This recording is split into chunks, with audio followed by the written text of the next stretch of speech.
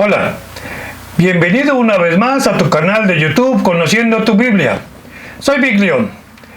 Entramos a la sesión 22, donde estudiaremos el capítulo número 15 de Apocalipsis, versículo a versículo. Este texto en estudio habla de los 7 ángeles con las 7 plagas.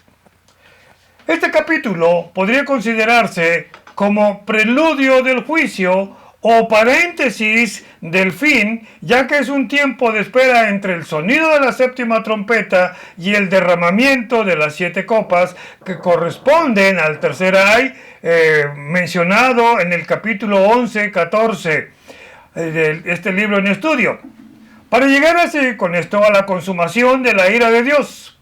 Recordemos que el juicio de Dios inicia con la manifestación del contenido de los 7 sellos, seguidamente con el desarrollo del juicio de las 7 trompetas, y ahora llegamos al último grupo de juicios que son contenidos en las 7 copas que anteceden a la inminente segunda venida del Señor Jesucristo. Iniciamos con el texto en estudio. Dice el versículo 1: vi en el cielo otra señal grande y admirable, 7 ángeles que tenían las 7 plagas postreras, porque en ellas se había consumado la ira de Dios. Esta es la tercera señal que ve el apóstol en el desarrollo del libro que estamos estudiando. Las 2 primeras señales se encuentran en el libro en el capítulo 12, versículos 1 al 3, y sin embargo, esta señal es relevante, dado que indica que es una manifestación grande y admirable por la importancia del contenido que son las 7 copas o vasijas que contienen los 7 juicios de Dios.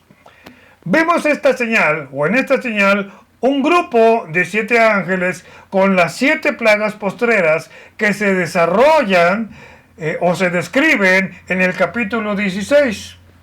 Es importante señalar que la palabra plaga en el griego hay 3 acepciones dentro de la Sagrada Escritura, y todos conocemos o tenemos la idea de lo que significa una plaga. Sin embargo, desde el punto de vista común, lo que marca en la Biblia difiere bastante, ya que la palabra plaga del griego plege, Strong 41:27, y que aquí se utiliza, habla de calamidades, habla de un golpe o situación mortal, una situación de herida mortal.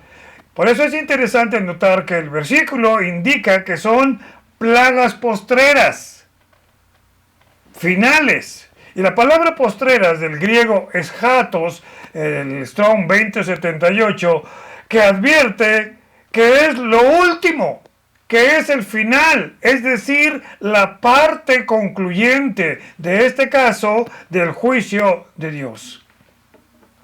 El mismo versículo lo confirma cuando dice: porque en ellas, es decir, en las 7 plagas, se consuma, es decir, se termina la ira, es decir, la furia de Dios.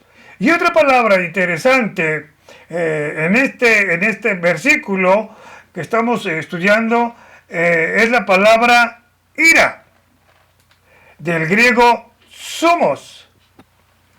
El texto 2372 en la Strong, que nos indica una ira fúrica. Para poderme dar a entender o expresarlo mejor, es como estar resoplando de enojo.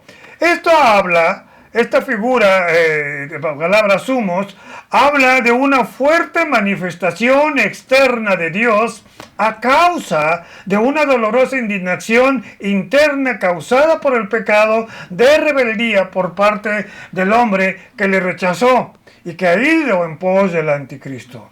Versículo 2. Vi también como un mar de vidrio mezclado con fuego, y a los que habían alcanzado la victoria sobre la bestia y su imagen, y su marca y el número de su nombre, en pie sobre el mar de vidrio con las arpas de Dios. Juan dice ver algo que ya había experimentado antes en el capítulo, o que ya había visto antes según el capítulo 4, versículo 3 en adelante, donde solo ve en ese capítulo 4 un mar de vidrio, pero en esta visión incluye otro elemento, que es el fuego.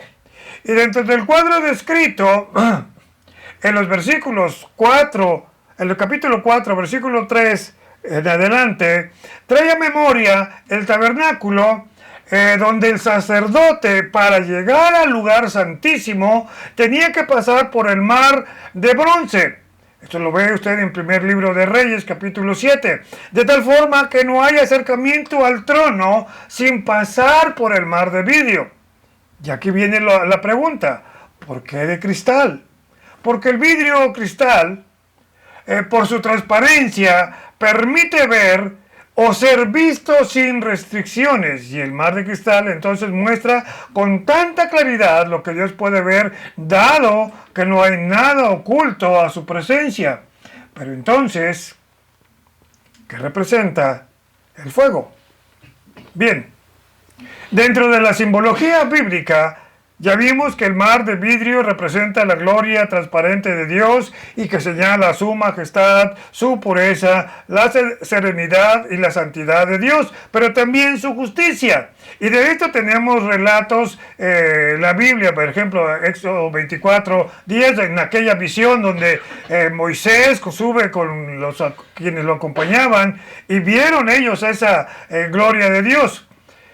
Algo parecido también experimentó el profeta Ezequiel en el capítulo 1. Ahora, con respecto al fuego aquí mencionado, este representa el juicio inminente de Dios, y de esto hay muchas evidencias bíblicas.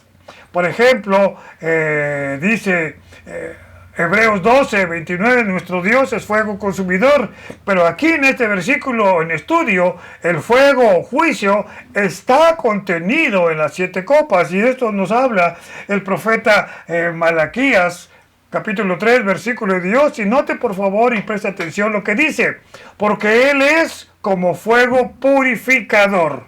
Tremendo este texto. Este fuego o ira está contenido en las 7 copas. Aparte del mar mezclado con fuego que representa juicio inminente, el texto de Ezequiel 38, 22 nos dice: y yo litigaré contra él con pestilencia, con sangre, y haré llover sobre él, sobre sus tropas y sobre los muchos pueblos que están con él, impetuosa lluvia, piedras de granizo, y escuche esto, fuego y azufre. Juan ve también a una multitud de creyentes que murieron por creer en Jesucristo y que se negaron a llevar la marca, el número y el nombre de la bestia, incluso dando su vida. Y con ello obtuvieron una gran victoria. Por tanto, recibirán la hermosa recompensa de reinar con Cristo por 1000 años. Estos hermanos martirizados en la tribulación están de pie sobre el altar o sobre el mar de vidrio, manifestando su victoria y con sus arpas de Dios. Las arpas indican o simbolizan regocijo. Y que en este versículo encuentro una lección para nuestra vida. Vivimos en un mundo que nos ofrece marcas. Por ejemplo, a los que tienen éxito en el trabajo, en el negocio, les llaman triunfadores. Los coloca ahora en un lugar, de un nicho determinado, donde los posiciona en un estatus social distinto, y que dado su triunfo ahora tienen los medios para cambiar incluso de código postal. Vemos también que nuestra sociedad se determina también por las marcas, ya sea de ropa, de teléfonos, de autos, de zona residencial o barrio. Esto no quiere decir que la Biblia o la palabra de Dios esté en contra del progreso. Lo que no es correcto es que quien se diga cristiano le dé más valor a las marcas, a las posiciones que el mundo ofrece, y que solo se alegran en las bendiciones de Dios y se olvidan del Dios de las bendiciones. El comentarista bíblico William Barclay, en su tomo 2 del libro de Apocalipsis, dice: la verdadera victoria no consiste en conservar la vida prudentemente, sino en arrostrar lo peor que el mal nos pueda hacer, siendo fieles si es necesario hasta la muerte. Versículo 3. Y cantan el cántico de Moisés, siervo de Dios, y el canto del Cordero, diciendo: grandes y maravillosas son tus obras, Señor Dios Todopoderoso. Justos y verdaderos son tus caminos, Rey de los santos. Estos santos, con respecto a este cántico de Moisés, nos remite al libro de Éxodo, capítulo 15. Son dos cantos que entonan estos siervos, el cántico de Moisés y el cántico del Cordero. Pero regresando a Éxodo 15, es un cántico que entonó el pueblo de Israel después de cruzar el Mar Rojo. Es un himno de júbilo por haber sido sacados de Egipto y librados de la ira de Faraón, cuando pintaron los dinteles de sus puertas con la sangre de un cordero, tipo de lo que habría de venir con Cristo. Ahora, con relación al cántico del Cordero, tal vez se refiera al cántico que se entona en Apocalipsis 5, 8, 14. Usted ya lo ha de haber visto en el estudio anterior. Sin embargo, no es posible determinar si son dos cánticos, o sea, cánticos diferentes, uno de Moisés y otro del Cordero, o si es uno solo combinando elementos de los dos cánticos. Sin embargo, se puede apreciar que es un cántico de victoria y lleno de contenido. Esto es lo interesante, lleno de contenido escritural. Por lo tanto, le invito a que analicemos el contenido escritural de este cántico. Dice: grandes y maravillosas son tus obras. Aquí encontramos varios textos que usted lo puede constatar, tan solo los que están ahí mencionados, pero le voy a leer el Salmo 139, 14, que dice: te alabaré, porque formidables, maravillosas son tus obras. Estoy maravillado. Después dice: Señor Dios Todopoderoso. También hay varios textos. Y dice el Salmo 86, 10, porque tú eres grande y hacedor de maravillas, solo tú eres Dios. Luego dice: justos y verdaderos son tus caminos. Y de esto encontramos en el libro de Deuteronomio 32, 4, que nos dice: Él es la roca y su obra es perfecta. Todos sus caminos son rectos. Dios de verdad y sin iniquidad, justo y recto es Él. Y por último, tenemos la última parte de este canto que dice: Rey de los santos. Con respecto a esta expresión de este versículo, en el Nuevo Testamento interlineal de griego-español, dice en griego: Rey de las naciones. No se preocupe, no le quita el sentido, o que esté mal la palabra de Dios, no le quita el sentido al texto que estamos estudiando. Dice: Rey de las naciones. Y esto lo podemos comprobar con el texto del Salmo 86, 9, que dice: todas las naciones que hiciste vendrán y te adorarán delante de ti, Señor, y glorificarán tu nombre. Y si usted se da cuenta, justamente este último texto del Salmo 86, 9 concuerda plenamente con el cántico de este texto de Apocalipsis que estamos estudiando. Al citar en este verso a Moisés y al Cordero, la pregunta es: ¿por qué? ¿Por qué el de Moisés? ¿Por qué el del Cordero? Bien, porque el cántico de Moisés hace alusión a la liberación de Egipto y del faraón por medio de la sangre del Cordero, y que a la vez habla de una liberación de esclavitud física. Ahora, en el nuevo cántico del Cordero es por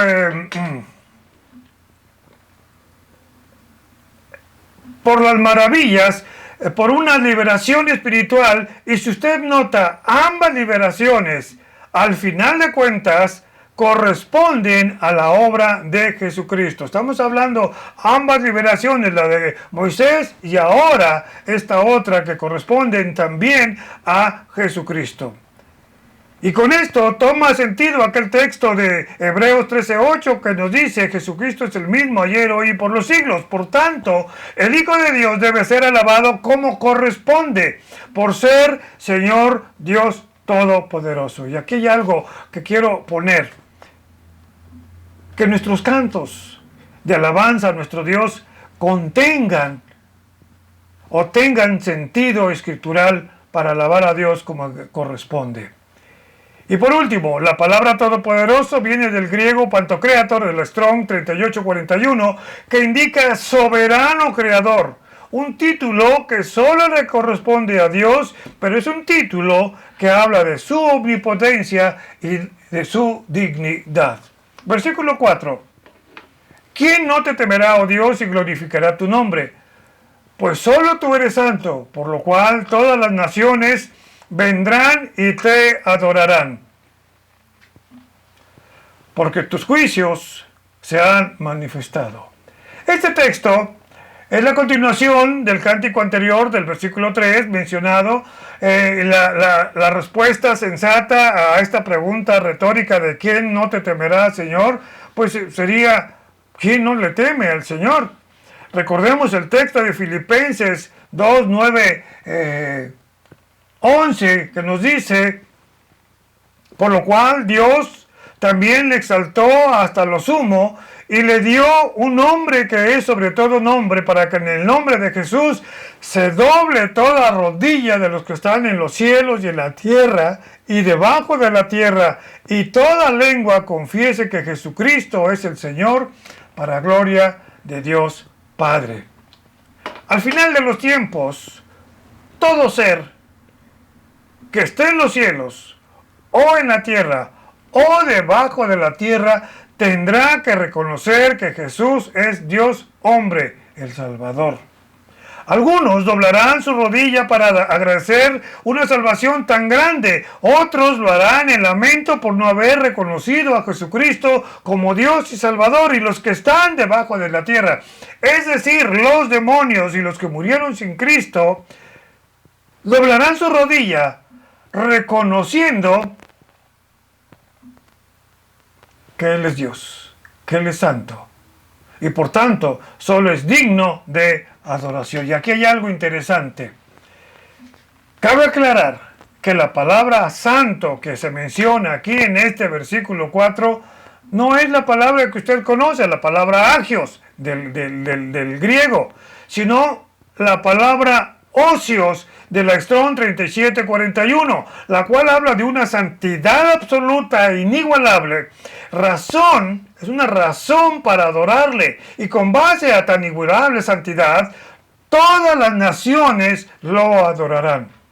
Por tanto, podemos decir que el cántico mencionado solo corresponde a los vencedores y es para glorificar a Dios y a su amado Hijo.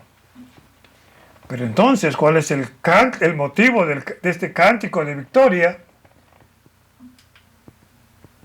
Porque sus juicios han llegado.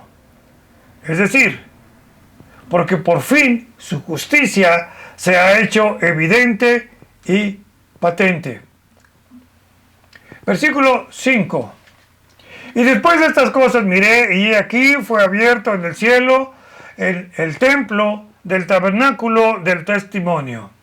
Después de tan fastuosa y llamativa visión, Juan contempla el cielo abierto y logra ver definidamente el lugar santísimo, conocido también como el tabernáculo de Dios. Esto lo puede usted también ver en el texto de Éxodo 38 y Números 10. ¿Por qué? ¿Por qué el tabernáculo del testimonio? Porque ese lugar es el lugar santísimo donde se guardaba el arca de la alianza o del pacto o del testimonio, y que en tal arca se guardaban tres cosas. Recuerde usted: las tablas de la ley, la vara de Aarón y la vasija que contenía el maná. Pero en tal arca también era donde se colocaba encima la sangre del sacrificio conocido como propiciatorio, y donde la Shekinah, la gloria de Dios, descendía para agradarse del sacrificio de expiación ofrecido. Lugar donde se manifestaba la gloria de Dios en medio de su pueblo. Pero en este caso, aquí, para revelar la procedencia del juicio santo de Dios. Versículo 6. Y del templo salieron los 7 ángeles que tenían las 7 plagas, vestidos de lino fino, limpio y resplandeciente, y ceñidos alrededor del pecho con cintos de oro. Este santísimo lugar fue abierto para dar salida a estos 7 ángeles, quienes portan las 7 plagas en recipientes listos para derramar el contenido del juicio. Pero llama la atención la descripción de la vestidura de estos ángeles, y analicemos su simbolismo. El lino limpio es la indumentaria que habla de su santidad, pero dice también que sus vestidos eran resplandecientes, lo que señala el reflejo de estos seres de la gloria de Dios. Recordemos que están saliendo de la morada de Dios, del lugar santísimo. Tal vez usted recuerde aquel pasaje de Éxodo 34, versículo 29, cuando Moisés descendió después de haber estado en contacto directo con Dios. Descendió, dice el texto, que su rostro brillaba. El versículo en estudio indica también que estos ángeles estaban ceñidos con cintos de oro, y esta descripción habla de su posición especial de realeza sacerdotal delante de Dios. Entonces, se puede concluir que estos ángeles tienen una posición especial delante de Dios, pues como vemos, están en el lugar santísimo, donde está el tabernáculo del testimonio o el arca del pacto, lugar donde donde está la gloria de Dios. Tal vez esta posición explique lo deslumbrante de su vestidura. Versículo 7. Y uno de los 4 seres vivientes dio a los 7 ángeles 7 copas de oro llenas de la ira de Dios, que vive por los siglos de los siglos. Vemos aquí a uno de los 4 seres vivientes que los ángeles reciben estas copas por uno de los 4 seres vivientes, que estos seres vivientes, usted lo recuerda, se mencionaron en Apocalipsis 4 y Apocalipsis 6. Y aquí está lo interesante. El acto de entregar estos tazones a los ángeles indica de facto la autorización divina para la tarea encomendada, esto es, derramar el contenido en tiempo y forma. Pero llama la atención que dichos recipientes dice que están llenos, o sea, están a punto, es lo que quiere decir, de desbordarse por lo lleno que están de la ira o furor de Dios. Esta también es una aseveración de la eternidad de Dios, en contraste con lo transitorio del ser humano. Versículo 8. Y el templo se llenó de humo por la gloria de Dios y por su poder, y nadie podía entrar en el templo hasta que se hubiesen cumplido las 7 plagas de los 7 ángeles. Usted lo puede ver desde el Antiguo Testamento, cuando Dios ordena la creación del tabernáculo, aquel tabernáculo itinerante. La gloria de Dios se manifestó por medio de una nube. La nube de humo es la manifestación visible de la presencia de la gloria de Dios, conocido como la Shekinah. Y mientras esa manifestación de su gloria estuviera presente, estoy hablando del Antiguo Testamento, en dicho lugar santísimo, solo el sumo sacerdote podría entrar una vez al año y estar presente allí, y nadie más podía entrar, so pena de muerte. Y muerte por Dios mismo. Ahora, en este versículo indica que nadie puede entrar o interferir en la decisión ya tomada por Dios. Es importante notar que el versículo dice que nadie podía entrar. Y aunque esto es cierto, realmente se refiere a que nadie puede interceder por medio de súplica a la determinación tomada por Dios. Y esto me recuerda a aquel texto de Génesis 18, cuando Abraham intercedió por Sodoma y Gomorra, cuando los ángeles le dijeron que iban a destruir estas ciudades, y Abraham les dice, van a destruir a los impíos con los justos. Y ahí empieza ese diálogo, le dice, destruirás si hubiera 50 justos, si hubiera 40, si hubiera 30, 20, y llegan, destruirás estas ciudades si hubiera 10 justos. También hay un caso más de oídos sordos a la súplica por parte de Dios en ejecución de juicio, y esto lo encontramos en el libro de Lamentaciones, capítulo 3, 44, cuando Dios ya había determinado hacer o dar retribución al pueblo de Israel por su idolatría, y Jeremías dice, te cubriste de nube para que no pasase la oración nuestra. Si usted se da cuenta, esta oración de Jeremías es muy similar al texto que estamos estudiando. Cuando Dios ya determinó en su gloria, y permítame la expresión, ponerse en su nube, en su juicio, cuando Dios ya lo determinó, ya no hay súplica que lo detenga. Y en el Nuevo Testamento incluso encontramos en 1 de Juan 5:16 algo parecido con relación a intervenir o suplicar por la detención de un juicio cuando Dios ya ha determinado tomar juicio. Y aquí viene lo interesante.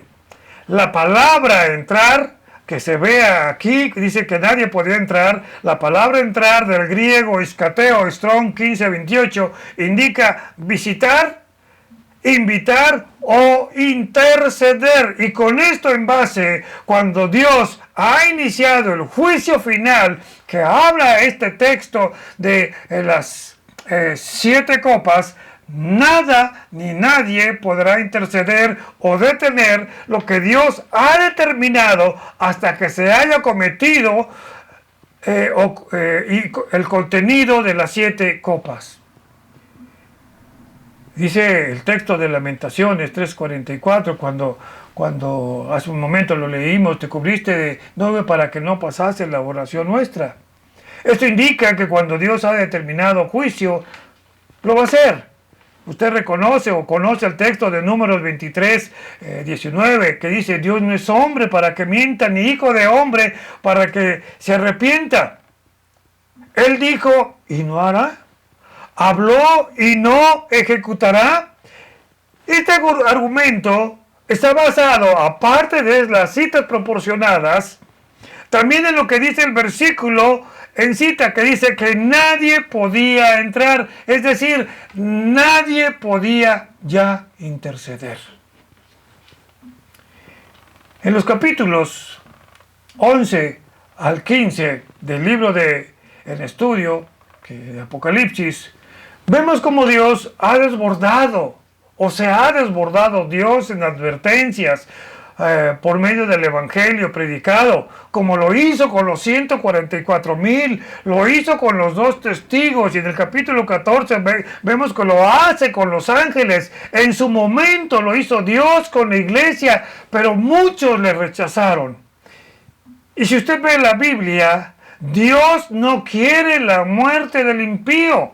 Ezequiel 18:23 dice, no quiero la muerte del impío. Ezequiel 33:11, no quiero la muerte del impío. Juan 12:47-48, el Señor Jesucristo, yo no los vine a juzgar, pero la palabra de Dios es la que la va a juzgar si ustedes no la obedecen.